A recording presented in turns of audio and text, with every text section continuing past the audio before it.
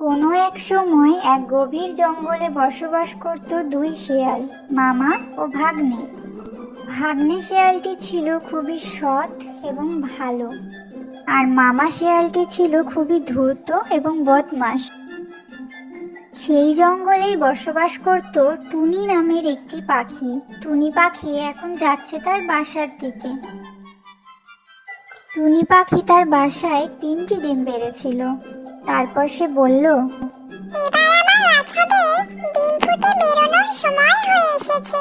আমি বরং যাই কিছু খাবার জোগাড় করে নিয়ে আসি। এই কথা বলেই টুনি খাবার জোগাড় করতে বেরিয়ে পড়ে। ঠিক সেই সময় শেয়াল মামা বেরিয়ে পড়ে খাবার খুঁজতে। তারপর শেয়াল মামা বলল, এদিক ওদিক ঘুরে তো কিছুই পেলাম না, বরং জঙ্গলটা আর একবার ঘুরে দেখি কিছু পাই কিনা। এই কথা বলেই শেয়াল মামা এসে উপস্থিত হয় টুনির বাসার নিচে। এই তো আমি টুনি বাসার সামনে এসে পৌঁছেছি। আবার দেখছি টুনি 3টে ডিমও পেড়েছে। টুনি তো দেখছি বাসায় নেই, ওইদিকে ঝড়ও উঠেছে। এই সুযোগে আমি বরং ওর বাসার নিচে একটু অপেক্ষা করি। ঝড়ে ডিমগুলো নিচে পড়লেই আমি কপাত করে নিয়ে পালাবো। এই তো ডিমটা পড়েছে, আমি বরং এটা নিয়ে চম্পট দিই। এ কথা বলেই শিয়াল মামা টুনির ডিমটি নিয়ে চম্পট দিল। মামার মুখে ডিমটি দেখার পর তার ভাগ্নে তাকে জিজ্ঞাসা করলো, মামা, তুমি মুখে করে এটা কার ডিম নিয়ে এসেছো মামা? আরে, এটা ওই টুনি পাখির ডিম আমি চুরি করে নিয়ে এসেছি। এই ডিম ফুটে যখন বাচ্চা হবে সেই বাচ্চাটাকে আমি খাবো। তুই খবরদার যেন এই ডিমটাকে হাত দিবি না। ঠিক আছে মামা। কিছুক্ষণ পর টুনি বাসায় ফিরে আসে এবং দেখে যে তার 3টি ডিমের মধ্যে একটি ডিম নেই। আমার 3টে ডিমের মধ্যে আরেকটা ডিম কোথায় গেল? এ কি সর্বনাশ হলো! আমি আমার আরেকটা ডিম কোথায় খুঁজবো এখন? যেভাবেই হোক আমার ডিমটাকে খুঁজে বার করতেই হবে, কারণ আমার বাচ্চাদের তো ডিম ফুটে বেরোনোর সময় হয়ে এসেছে। আর দেরি না করে আমি এখনই খুঁজতে বেরিয়ে পড়ি। এ কথা বলেই টুনি পাখি বেরিয়ে পড়ে তার ডিমটিকে খুঁজতে। এদিক ওদিক খুঁজতে খুঁজতে টুনি পাখির দেখা হয় হাতি ভাইয়ার সাথে।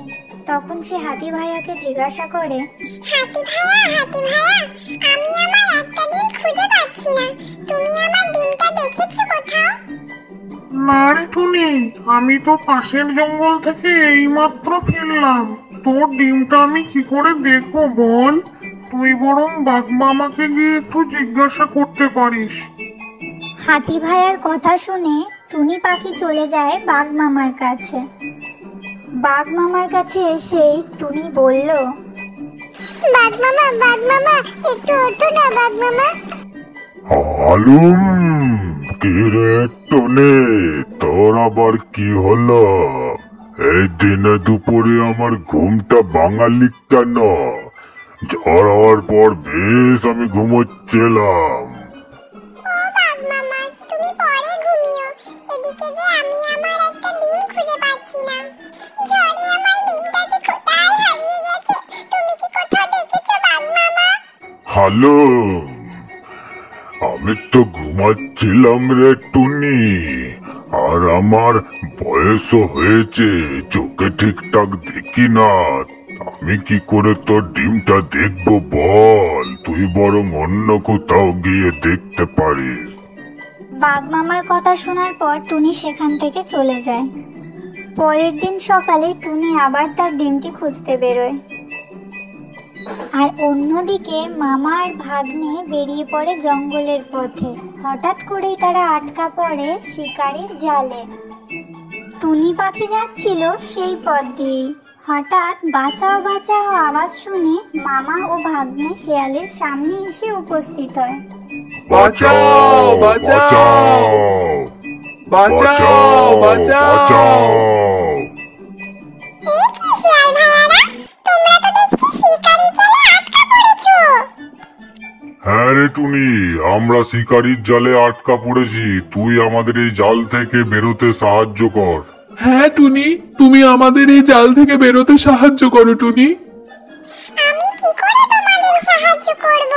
আমি নিজেই বড় একটা বিপদে পড়েছি। আমার যে একটা ডিম খুঁজে পাচ্ছি না। তোমরা বরং আরেকটু অপেক্ষা করো। আমি আমার ডিমটা খুঁজে পেলে ফিরে এসে তোমাদেরকে জাল থেকে বেরোতে সাহায্য করব। মানে টুনি, তুই কিছু মনে করিস না। কালকে ঝড়ে তোর ডিমটা পড়ে যাওয়ার পর আমি আমার লোভ সামলাতে না পেরে তোর ডিমটা চুরি করে আমার নিজের বাসায় নিয়ে চলে এসেছি। এরপর টুনি পাখি রেগে গিয়ে বলল, আমার ডিম তুমি চুরি করেছো? এত বড় অন্যায় করার পরও তোমরা আমার কাছে সাহায্য চাইছো?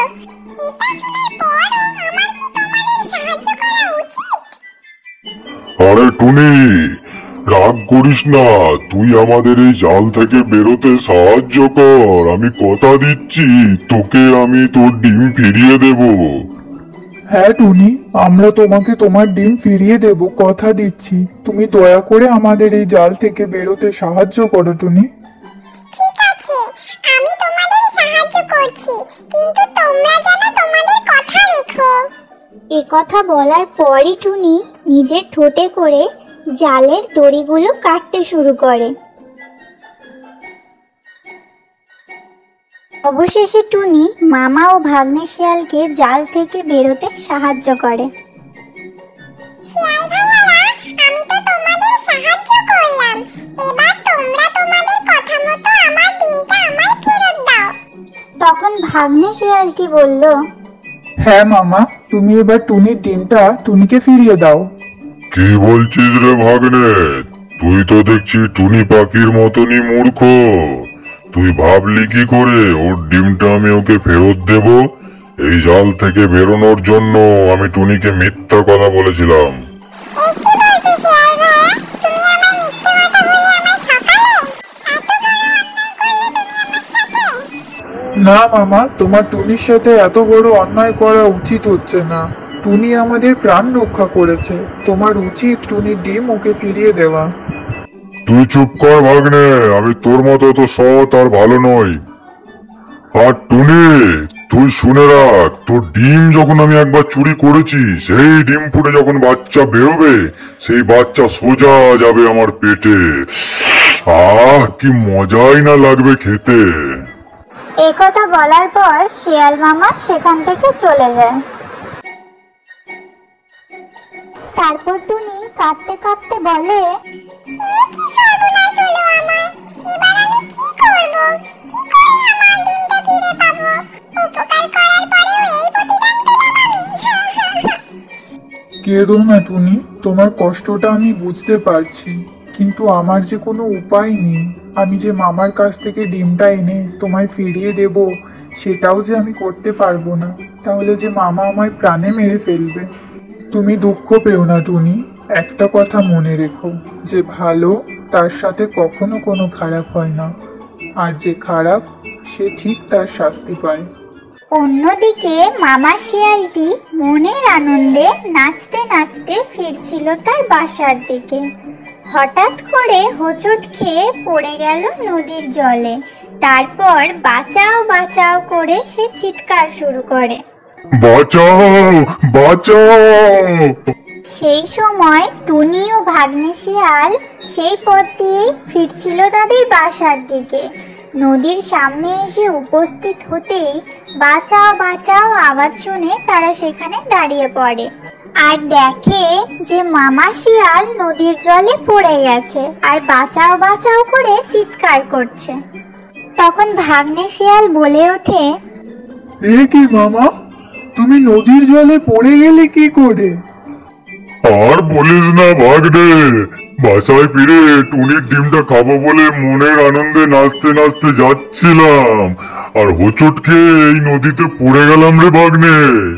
ভাগ্নে, আমাকে বাঁচা, আমাকে উদ্ধার কর এখান থেকে। টুনি, আমাকে বাঁচা, আমাকে উপরে উঠতে একটু সাহায্য কর।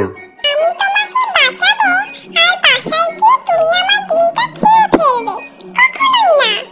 তুমি তোমার উচিত শিক্ষা পেয়েছো। হ্যাঁ মামা, টুনি ঠিকই বলেছে।